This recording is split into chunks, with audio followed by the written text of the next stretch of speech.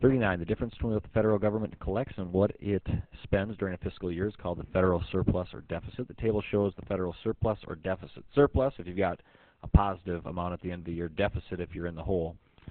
We're measuring in billions of dollars in the 1990s. Okay, what do we have here? Graph the function represented by the table.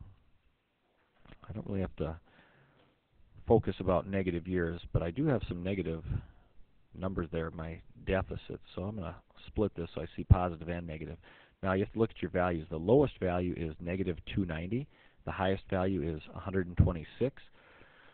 So we have to kind of decide how we're going to make our graph. And I think what I'll do is maybe I'll go by 50 millions. Usually the smaller the scale, the better, but I'm going to try to squeeze this. Let's do it this way. I'm going to extend this up. I'm going to bump this up a little bit.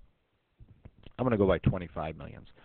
So here's my years since 1990, and then here is my surplus or deficit. And this is in billions of dollars. So I think what I'm going to do, since I have to go from, what was it, negative 290 up to 126, I'm going to go by 25s. So I've got 25, there's 50 billion. 75, there's 100 billion. 125, there's 150 billion. I'm good on the positives. Now I have to get down to 290. Let's see, there's negative 50 billion. There's negative 100. 125, there's 50. 175, there's negative 200. Let's get this out of the way. Negative 225, negative 250. 275, there's negative $300 billion. That's not so good. If we plot our points, 0, negative 221. There's 225, so right about there.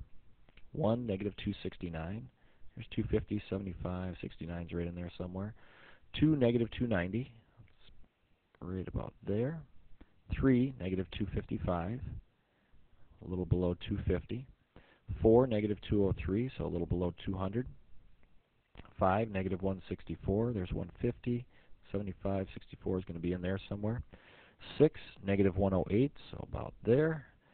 7, negative 122, or I'm sorry, just negative 22, there's 25, so 22 would be about there. 8, 69, there's 50. 75, 69, looks good right there.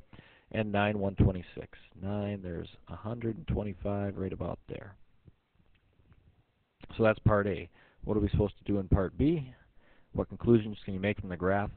Well, we could say in the early 90s, we were spending too much money, we were going into a deficit, and then the rate of the deficit was shrinking, and it actually turned into a surplus by the year 1998. So we were in a deficit for the majority of the decade and gradually climbed out of it towards the end of the decade.